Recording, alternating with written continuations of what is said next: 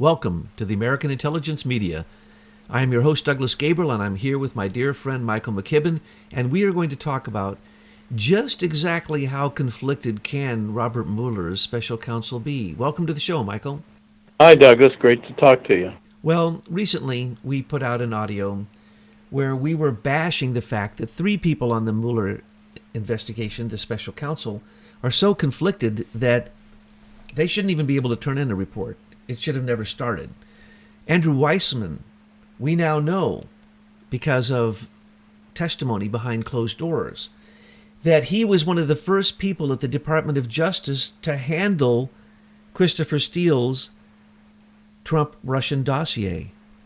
And as we have always said, anyone who ever read that dossier, and I challenge anyone to this day, and no one has ever said otherwise, read it. If you don't think that it's so kindergartenish that it is unbelievable, then you don't, please tell us why you think it's believable. Because there's not a single word in it, not from the first sentence to the last, that is believable. It would be a joke if it was in cartoon fashion. And so he was the first one to handle it. Well, we didn't know that one of the other people who handled it early on is a lady who's a lawyer named Arvinder Sembei.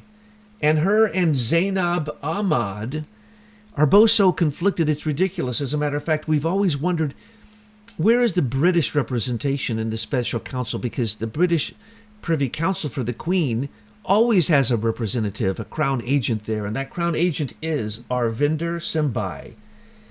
She is, in fact, a British defense lawyer who was the senior Crown prosecutor for England and Wales. The senior Crown prosecutor. Is that right? She was a former... I did not know that. It's just shocking when I did the research and found this out and then verified it.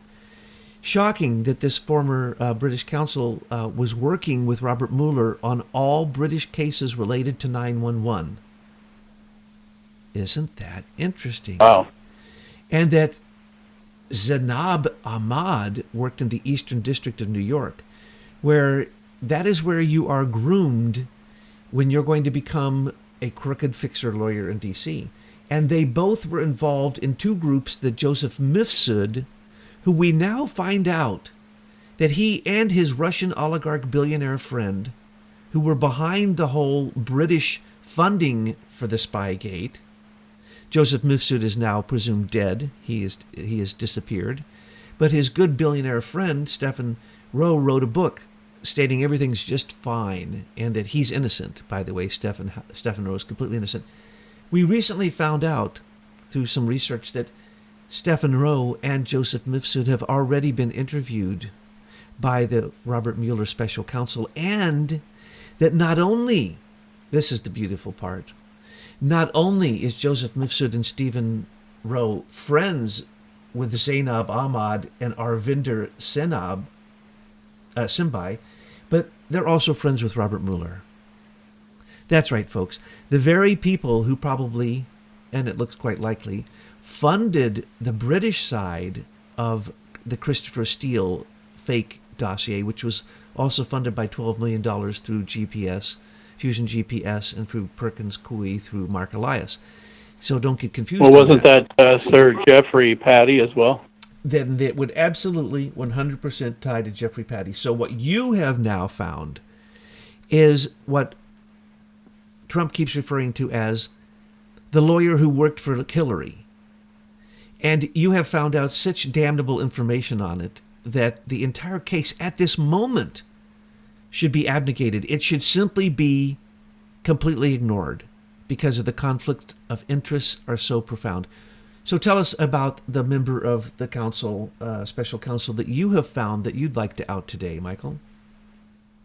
Well, I believe that the law refers to the discoveries of our researchers in the last 24 hours as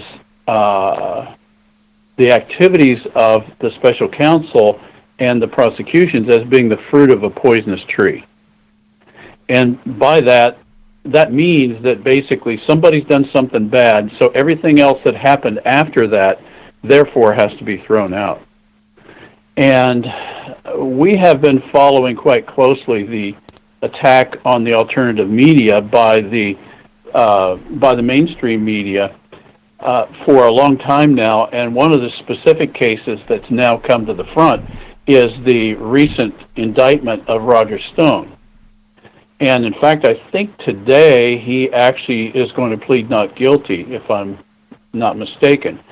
So this is all very current, and therefore the prosecutor that was assigned to that case, who has been assigned also to, I don't know, maybe 20 other cases that have involved the special prosecutor, is a lady by the name of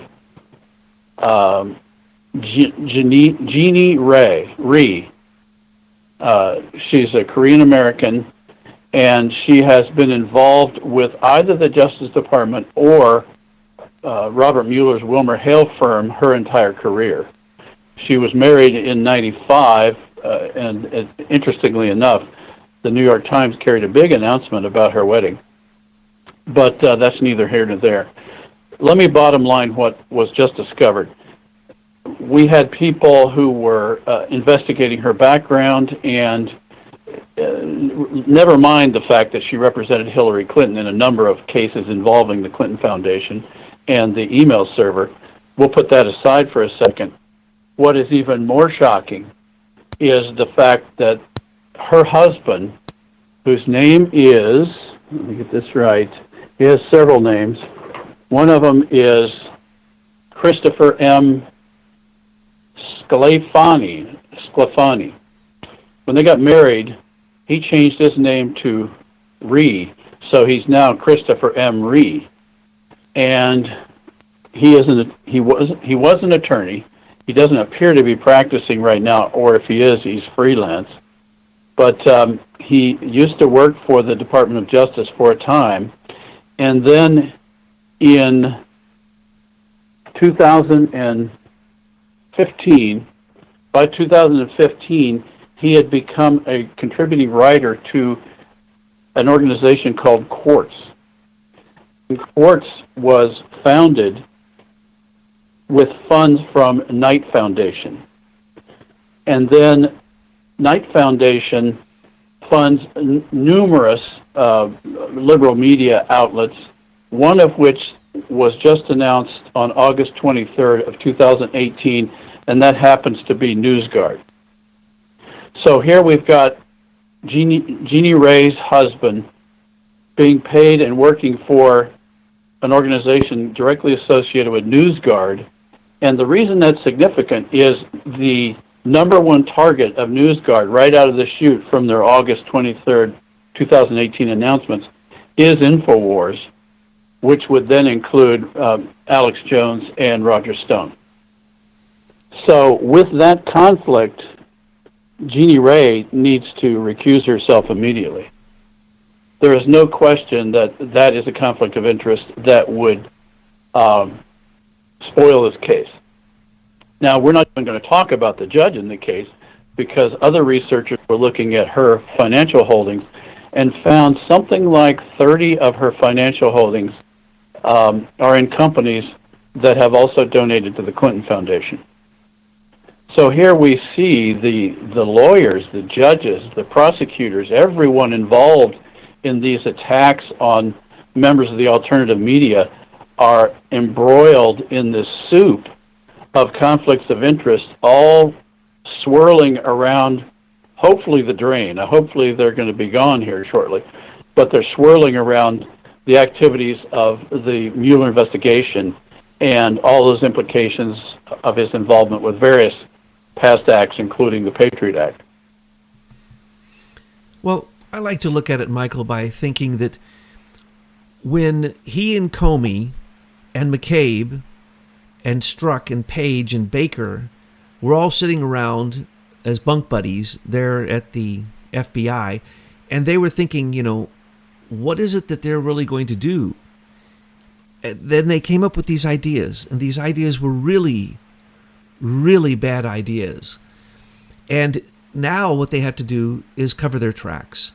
So I believe what happened was when Comey perjured himself on purpose so that he could make sure that he could get Robert Mueller, his teacher, his mentor, the guy who covered up 9/11, the guy who's covered up more crimes than any other lawyer in U.S. history, is going to come in Can and I stop you there, Yeah. Douglas? While I have that thought, and you just made the statement about 911.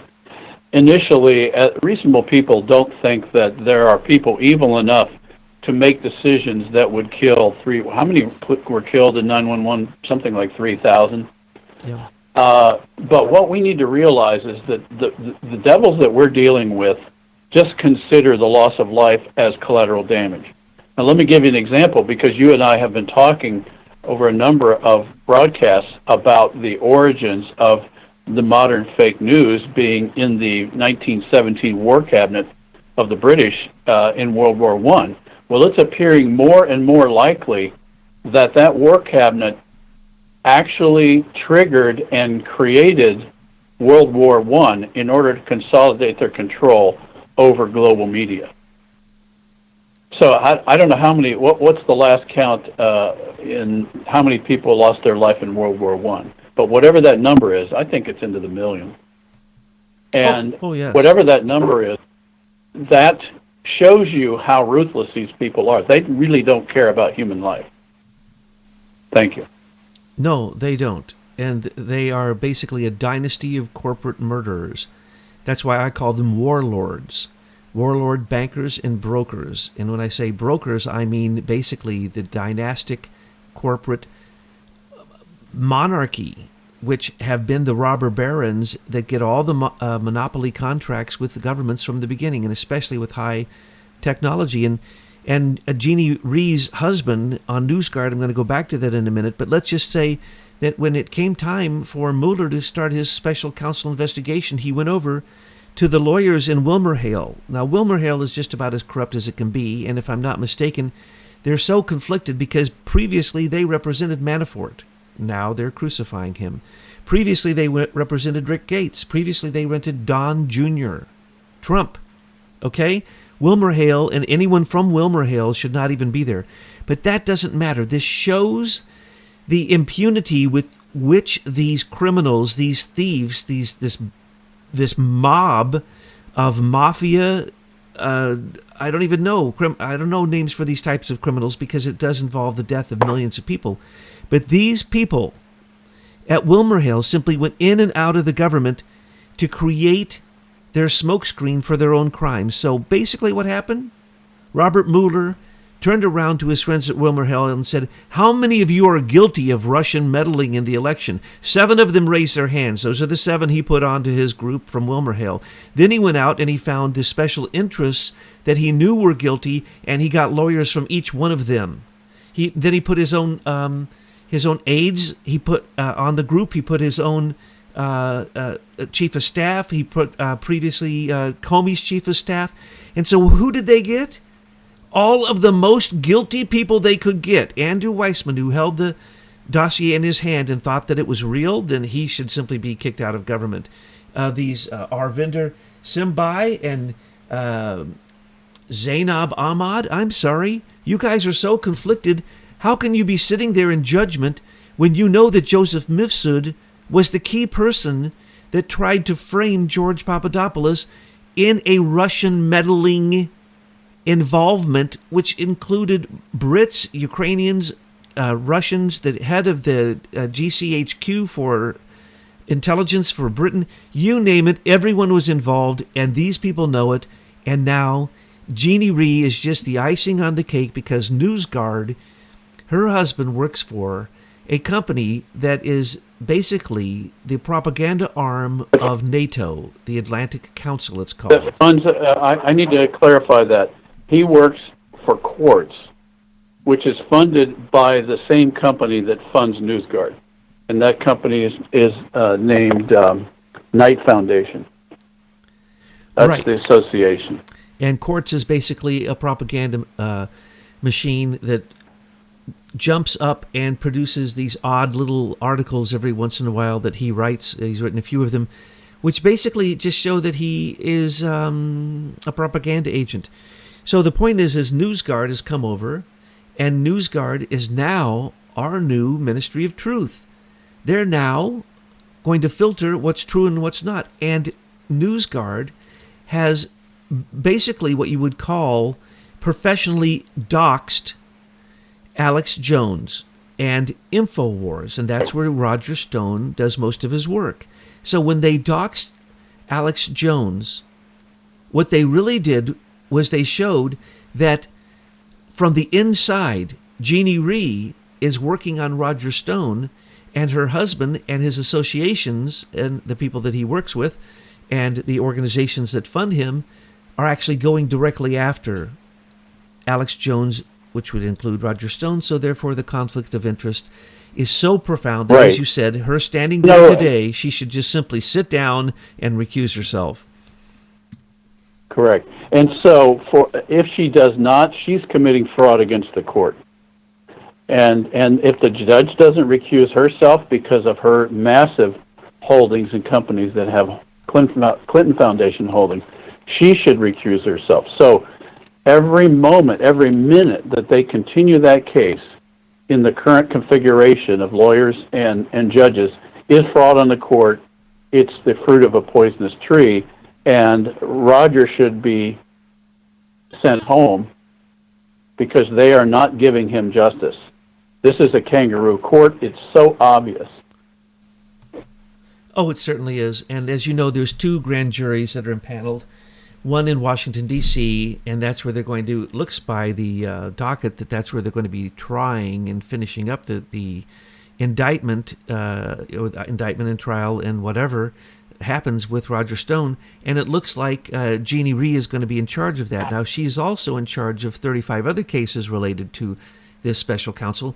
She gets to be in charge of all the imaginary Russians, both the Russians, the dozen that work for the GRU, which are names that we can't pronounce, that nobody knows whether those people actually exist or not. And, of course, none of them responded to their indictment from special counsel Robert Mueller because, why? They're Russian intelligence agents, supposedly.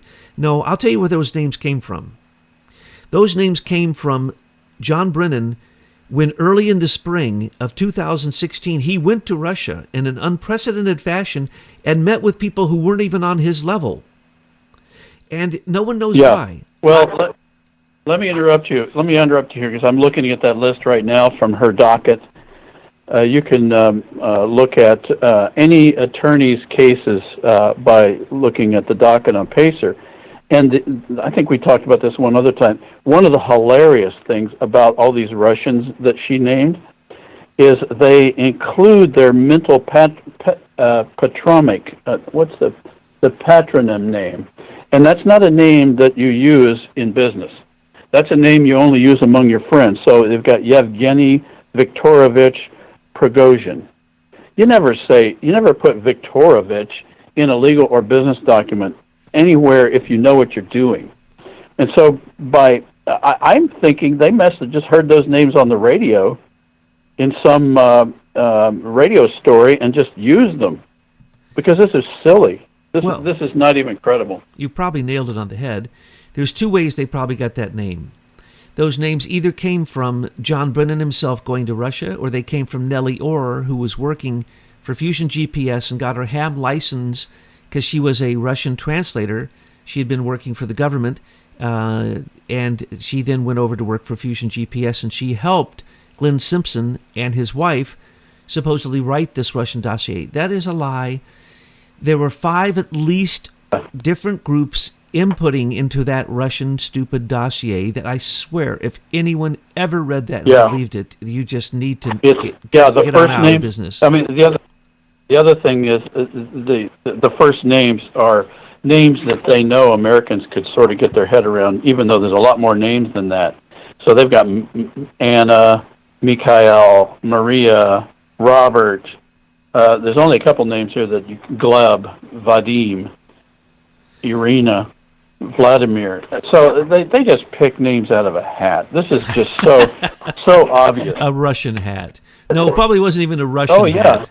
It was just a hat that Nellie Orr had. Let's bottom line this related to Roger Stone, if you don't mind, because here's my issue. What I see that's really frightening in the American public is this idea that if somebody doesn't agree with you and they get censored, then that's a good thing. And as anyone knows, we have freedom, or supposed to have freedom of speech. And even if I don't agree with someone else, I need to fight for their right to say it. And this issue with Roger Stone is he's been demonized. I mean, last night at the Y, CNN, MSNBC were just hammering his story, and they were loving it, and they were smirking and laughing, and obviously they weren't taking it seriously, and they weren't at all empathetic with the fact of what that's doing to Roger and his family, much less his business opportunities in future professionally. But that aside, people are missing the point. We have to defend Roger's right to speak. If we don't have a country, because that is embedded in our Constitution. So people that don't agree with Roger are the first ones that should be defending his right to speak. If they don't, then they need to leave this country. They need to start defending our Constitution and everyone's right to free speech, whether we agree with them or not. That's not the point. The standard is not whether you agree with somebody, because that's what dictators do. That's what oligarchs do. That's what people who want to control other people do. They stifle free expression and differences of opinion. We can't do that. We have to defend it, and everyone in this country who loves this country needs to stand up and defend Roger Stone, whether you agree with him or not. I quite agree, because look at his sins. His 7 indictments are so ridiculous. They're as ridiculous as that previous lawsuit that he already beat. And he's, of course, pleading not guilty because he didn't do anything wrong. He sent some messages back and forth to Guccifer, someone claiming to be Guccifer 2.0, who claimed to have hacked the DNC. Well, it wasn't hacked. It was breached. And so we know that Guccifer 2.0 wasn't who Guccifer 2.0 By the way, we said know it was. that. We know that because William Binney looked at the data signals for those particular files and realized they could not have been sent over the internet. The speed was too high. And another group, Forensicator, did that, and other groups have gone and looked at it. Impossible. Couldn't have been a hack. And we know that there was a Russian connected to the DNC, and his name is Dmitry Alperovich, who is one of the owners of CrowdStrike, the only group that ever looked at the DNC server. And I put forth the conjecture that he planted the Russian footprints there. Matter of fact, he planted an old version of them, not even the current version that they would have. It's a piece of cake for any network engineer to plant any sort of evidence related to the origins of a transaction anytime they want, as easily as typing. That's how easy it is. People don't realize that. Well, Roger Stone All this is fake evidence. did not commit a crime in saying to Guccifer 2.0, asking him a few questions to figure out who he was, because everyone was talking to Guccifer 2.0, including Dmitry Alperovich, the Russian. By the way, Dmitry Alperovich had been arrested by the FBI. He was the biggest Russian cyber warrior who was in America when he was arrested. So what did they do? Oh, they made him a Russian asset. Then what did they do? Then he worked with McAfee. And then what did they do? They gave him venture capital to start CrowdStrike, along with Sean Henry and some other people who were, top-level cyber warriors in the government. But then they have this Russian cyber terrorist who then becomes the number one trusted person by Obama and the only person called in for the entire thing. Well, Douglas, It's insane that we listen to this Russian. This is why InQtel was funded in 1999, and it was to provide funds to all sides of a political issue so that they could control the narrative on both sides. This is classic PSYOP, classic counterterrorism. So you fund both sides, you control the results, you can tune it up this side one day, you can tune it up that side the next day, drive markets up and down. So you're making a lot of money while you're doing all this. Well, the other thing that's a PSYOPs counterintelligence is just the grand jury itself. There's only 2 countries in the world that still use these stupid impaneled grand juries, which are basically kangaroo courts, which everybody says you can indict a ham sandwich in a grand jury because why? Your lawyer isn't there with you during the case. You can go out in the hall and talk to your lawyer, but you cannot bring your lawyer inside. In other words, there's no free speech. You don't even get representation. You're already guilty ahead of time. The star witness, you may never, ever get to receive any kind of discovery, information, or even cross-examine them. Oftentimes the star witness, and I suggest to you the star witness in this case was James Comey, and that he has been given immunity for it. So Roger Stone in a grand jury had no free speech. He not only that, he didn't have a right to representation. And here's what I think, that the special counsel could not only indict the ham sandwich, but the Russian, Putin's special favorite caterer, Concord Catering. I think that Robert Mueller indicted every single thing on the menu, not just the ham sandwich with Russian salad dressing, okay? He's indicted everything on that menu, and people who didn't even work for Concord Catering, and the other 12 Russians that he indicted worked for a company called IRA, and they, of course, indicted that company. It's been out of business. It was out of business 2 years before the 2016 presidential election, and the people who were named had been named in a New York Times article written by a person who had gone and looked at IRA when it was operative, and they used their names. Those are the people who've been indicted. Some of those people had not worked for IRA, was no longer in existence. It was out of business 2 years before 2016, 2014. Some of them had stopped working for IRA in 2012. They came out both in Russia, some of them were in Europe and some in Britain. They came out and said, hello, that's my name. That's a lie. Robert Mueller's a fake. That company didn't exist. We were never a troll company anyway. That isn't what we were doing. We weren't working against America, and we weren't even near the Trump campaign with Hillary. And by the way, Hillary is in bed with Putin, not Trump. We proved that. We've proven it over and over again. But when it comes to Roger Stone, the other thing he did was he reported something, and that was that there was going to be more WikiLeaks after the first WikiLeaks came out about Hillary and Podesta. Well, remember, there were 5 or 6 statements prior to those WikiLeaks coming out. And those statements made by Julian Assange got us all excited because they said that when I release these new WikiLeaks emails from Podesta and from Hillary Clinton, it's going to take Clinton down once and for all. Well, they released some. It didn't take her down.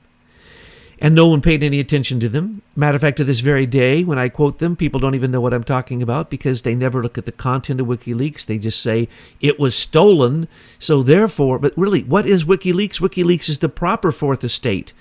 It's the true press that we're supposed to be using, not NewsGuard, not the other thing that Eric Schmidt created called the Digital News Network, not the Digital Forensic Laboratory research company, which is another thing that's scrubbing all news, not this changed algorithms. No, we're talking about really developing a true press, and that's what has to happen, because right now what we just saw done to Roger Stone using a grand jury, which we shouldn't even use grand juries anymore, it's completely barbaric. It's an old British hangover, so that when a British monarch elite, a lord or a viscount or a baron gets in trouble, they impanel a grand jury. Why? Because it's a star chamber.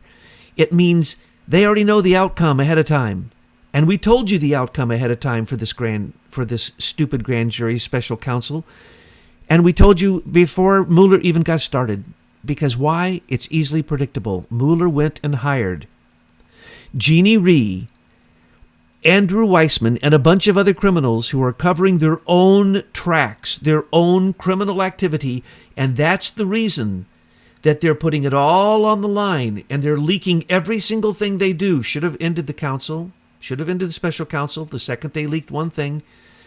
We shouldn't know anything about Manafort. We shouldn't know anything about Gates. We shouldn't know about those other cases. That's all political maneuvering as a smear campaign for Trump, because we've already had Rat Rodenstein come out and say very clearly there is no collusion, there's no conspiracy, and there's no obstruction of justice, and Trump is not even being investigated. And in fact, Trump is 100% innocent, and so is his team. That's already been said. So what we hear now is Nancy Pelosi, Don Pelosi, and her crazy leftist, crazio socialists want to have impeachment based upon the Cohen lies about his plea deal for guilty for election campaign fraud, which is a complete lie, and that was political maneuvering. And Manafort's moving of money from his offshore account, same thing that Podesta did? No. How about Roger Stone? He sent out a couple emails, a couple text messages, and made a statement on Alex Jones that he knew that there was more coming? No. This is about a cover-up. And it's a cover-up of the Clinton Foundation, of Uranium One, and what you've brought here today with Jeannie Rhee is just, it reeks. It's as bad as finding out that Arvinder Sembei is on the special counsel and that she was the senior Crown prosecutor. In other words, she knows the Queen. And if she's not in the Privy Council, she certainly works for the Privy Council. So you have all the representatives. Well, hopefully, Betsy will include links to these documents which proved her husband's association with the NewsGuard funder, Knight Foundation. I mean, there's no question. She's got to leave these cases, all of them. And her involvement may have, in fact, tainted all of them. Well, wow. What people don't understand is the special counsel, first off, there are 100 reasons that we can state right here, right now, without even thinking about it, why that entire special counsel should be abnegated, should be closed from the beginning, not to mention everything that's happened since then and all the way that they have ignored things. But William, let's see, who is it? Whitmore, the new assistant. By the way, we act as if the special counsel is a law when we discovered in 1999 that Congress didn't re-up that previous law and that empowered the Starr special counsel. And this is only a procedure within the Department of Justice that's now expanded to be this enormous witch hunt that pretends to be constitutional. It's not. And in the end, just as you pointed out, it isn't really got any power. The special counsel, if he can't find something indictable, and if there was, he should have already told us, and those people would have been indicted. That's why we've seen 36 indictments of ham sandwiches. But since there are no crimes have really been found, and most of these are procedural pleas and their plea deals, then in fact all that comes from this is an investigator's report.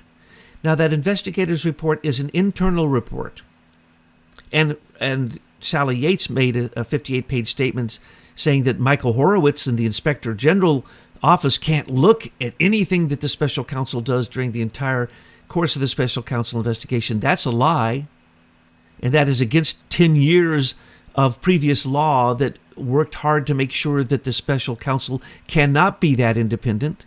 But anyway, when they give their report, these are procedural rules, Douglas. These are procedural rules inside the Department of Justice. These are not laws, and so what she's at best talking about some policy which can be changed at any time.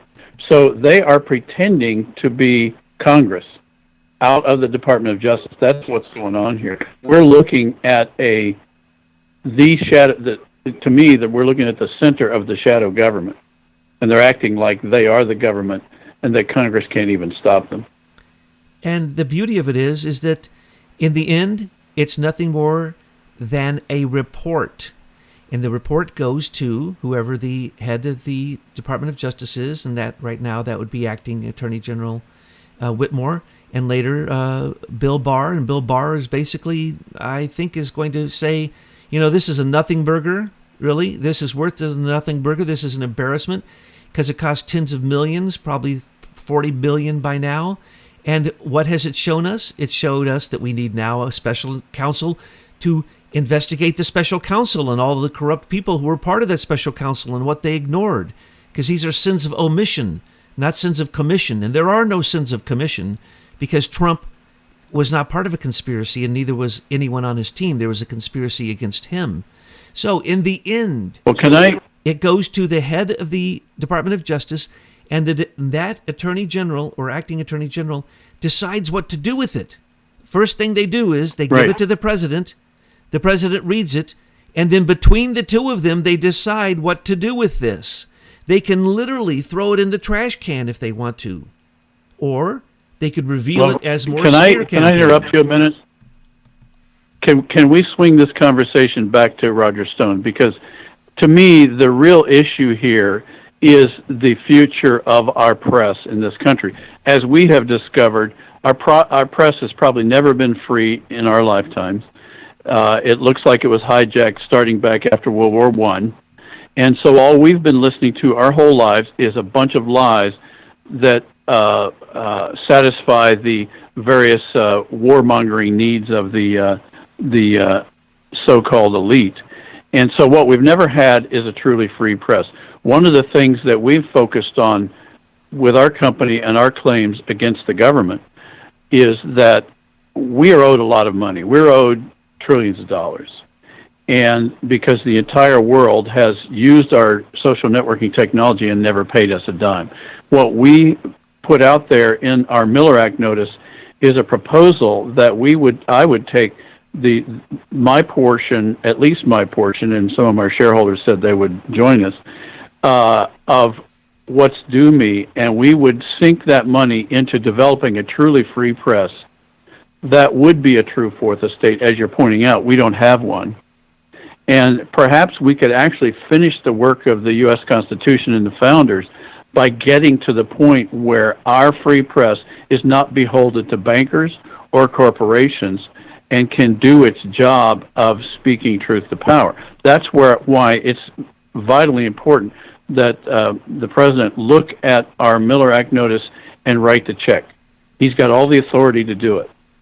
And the benefit has already been received by the entire corporate world. Everyone using a cell phone, all those apps on your phones are all infringing our patents, and we're all stolen from us way before we even filed for patents.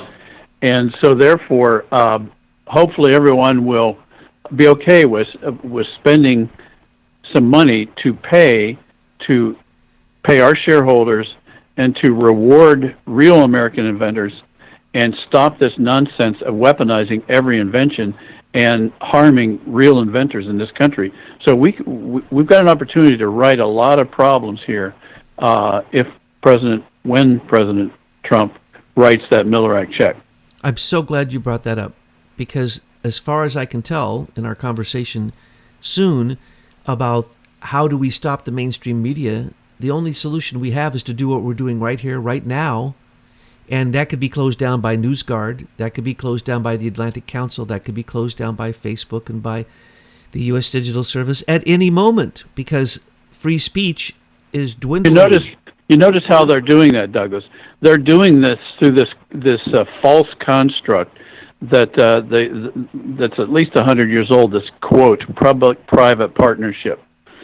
Anytime somebody hears public-private partnership in the future, they need to run. Because there's no way that a private corporation should be entering an alliance with a public corporation, because you're building in cronyism in the very notion that there's this cooperation, because that means that one company is going to be favored over another company. That's not free enterprise. That's not free and fair competition. And so what we've got is there are all these pundits out there singing the praises of public-private partnerships when, in fact, we need to be running. And it's what President Eisenhower warned us about. He called it the military-industrial complex. Well, that's the public-private partnership where certain corporations are going to win and the rest of us are going to be left holding the bag. So all of our notions of government have got to be updated with realizing how this brainwashing has put us all to sleep, and we don't ask questions when we need to ask questions. Public-private partnership is an anathema to the U.S. Constitution. Bottom line. And we have shown that so many times, and we'll be talking about that soon, because basically 6 companies own our media, and one of those companies is GE. And GE, as we've pointed out, is as crooked as it could possibly be, in NBC and Comcast. It all goes back to monopolies with high tech so that you can propagandize. What is happening with Roger Stone? This is a propaganda attempt to take down the Republican Party, especially the opposition research group of Manafort, Stone, Kelly, and Black. which was the most powerful opposition research group was often used by the Republicans to help basically create Republican presidents. And on the other hand, you had the Podesta group, John Podesta and Tony, and they were working for the same three oligarchs in Ukraine that took Manafort down, but it sure didn't take down the Podesta brothers. So what we have with the special counsel is a propaganda show. And who's on the special counsel? The people who have the most to lose. Therefore, they're the most desperately hard-working people you can get to stop anyone finding out about the true meddling in the 2016 election. And Roger Stone, unfortunately, he's not even low-hanging fruit. He's an innocent bystander. Because the fact of the matter is, there was no hacking of the DNC. It was a breach. Seth Rich was probably the person who created that breach. And so what was Stone interested in? They say that a senior official in the Trump campaign said to Roger Stone, go find out any more dirt on Hillary after the first WikiLeaks release. And that's what he supposedly went to do. Well, that's what George Papadopoulos is charged with. They put words in his mouth that he was after the dirt on Hillary, the 33,000 missing emails. Well, I'm not sure that the term dirt is pejorative, because the bottom line is when you're in a political fight, you want to know what the other person is doing. That's why we have public disclosures. We have financial disclosures. We have disclosures of how much you donate to whom. Is that dirt? I don't think so. That's just information. So this even use of the word dirt is pejorative and really takes people off of the real subject here. And so hopefully people will start using their brains here and realize that we're getting propagandized even as these people tell us the stories that is supposed to be news. And indeed, Don Jr., Trump Tower, what were they after? Dirt on Hillary. So the only crime... Is that not dirt, or is it just information? That's my point here. You say dirt, but do you really mean that? I mean, if Hillary has been doing something untoward, and I find out, is that I found out dirt? No, I got information. That's called truth. Well, it's a propaganda term. Not dirt. Anyone who can't find illegality in the Clinton Foundation isn't looking. Anyone who can't find Hillary's crimes isn't paying attention. And so when they used the word dirt, it was as if it was a bad thing for the Trump people to do. But then they created, through every single intelligence agency, a weaponized Trump dossier, which was dirt. All fake dirt. Right. Look how easily fake news can create a pejorative story by using the word dirt, because it implies the person's doing something wrong, when in fact all they're doing is looking up public information.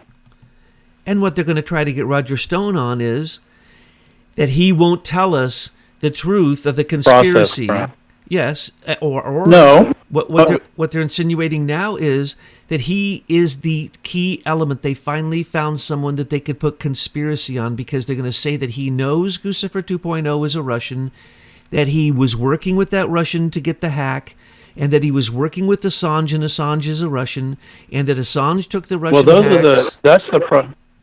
Douglas, that's the propaganda. But if you actually read the four corners of that complaint, it's all process crimes.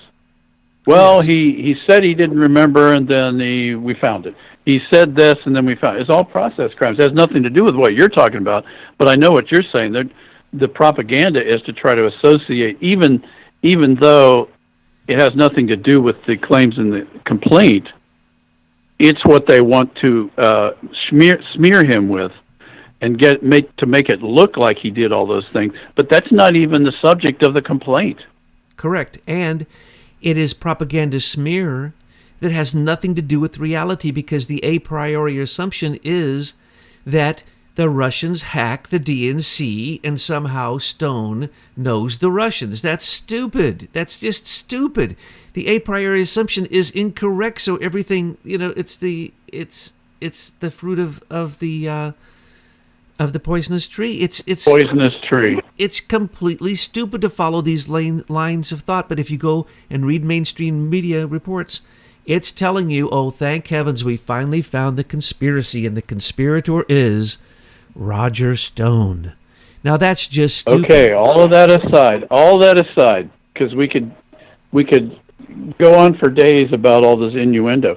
All that aside, Jeannie Rhee, Ray's husband, writes smear articles for Quartz, which is owned by the Knight Foundation, which also just funded NewsGuard.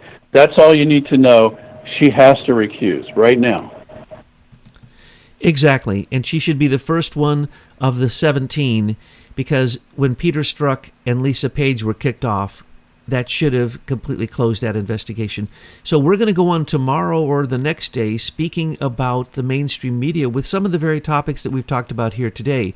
So I want to thank you for your research and putting out there the reality of who it is that Trump keeps calling the person who worked for Hillary Clinton, Jeannie Rhee. Well, we thank all those folks that have helped to put this together. Oh, always, always. Thank you to the miners, the researchers. Thank you to so many members on Betsy's team. Thank you to members of the conclave that I've been talking to, because once we see the true picture here, it is very obvious that that special counsel is filled with criminals defending their own crimes.